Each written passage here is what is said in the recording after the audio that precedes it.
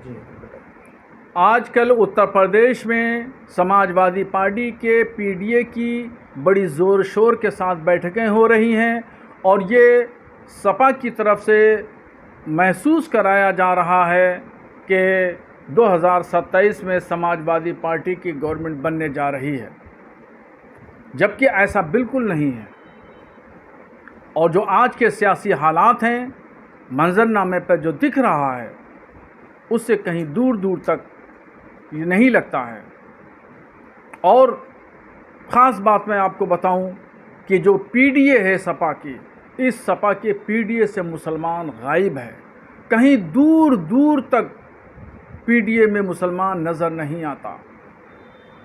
और ये भी हकीकत है कि समाजवादी पार्टी के संस्थापक बानी मुलायम सिंह यादव जी मुसलमानों के हितैषी थे, हमदर्द थे, बिहीख्वाह थे। मुस्लिम इशूज़ पर वो बात करते थे, मुसलमानों के साथ हमदर्दी का इजहार करते थे और मसाइल के हल करने की जद्दोजहद करते थे। मगर उसी के साथ बिल्कुल उनके फर्जंद विपरीत दिशाओं में चलते हैं।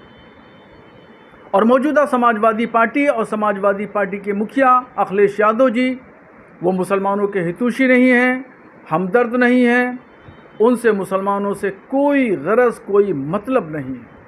वो सिर्फ़ इलेक्शन के दिनों में मुसलमानों का वोट हासिल करने के लिए वो उनको हमदर्दी ज़ुबानी का इजहार करना पड़ता है और वो स्वार्थी हैं, मतलब परस्त हैं।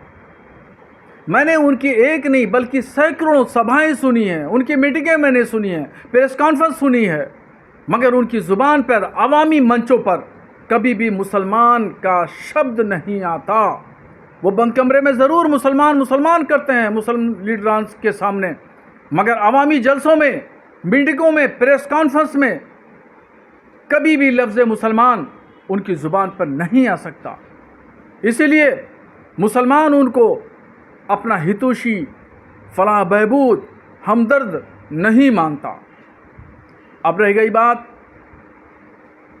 भारतीय जनता पार्टी की, तो भारतीय जनता पार्टी में मुसलमान इसलिए जाना नहीं पसंद करता कि उसके चंद मेंबरान, चंद लीडरान ऐसे हैं जो मुसलमानों के ख़िलाफ़ आए दिन वक्तन फ़ौक्तन बयानबाजी करते रहते हैं।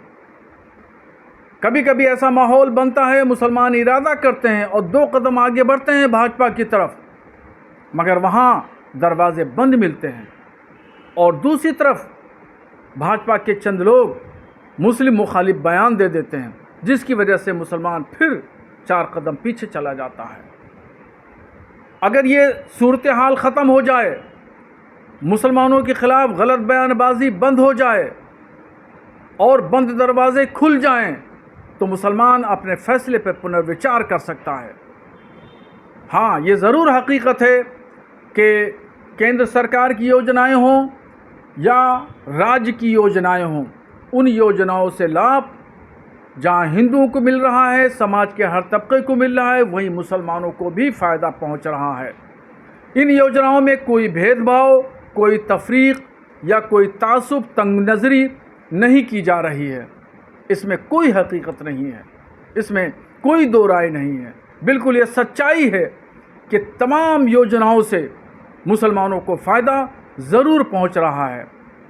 और मैं भाजपा के उच्च स्तर के लीडरान से गुजारिश करूंगा कि वो मुसलमानों के लिए बंद दरवाजे खोलें और जो लोग मुसलमानों के ख़िलाफ़ गलत बयानबाजी करते हैं उनकी सरजनिश करें, उनको तंबीह करें।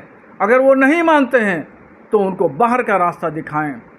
तो मैं समझता हूँ कि फिर मुसलमान 2027 में अपने फ़ैसले पर पुनर्विचार करेगा, नज़र-ए-सानी करेगा और हो सकता है कि मुसलमान भाजपा को अपना हितैषी मान करके कोई बड़ा फ़ैसला करे।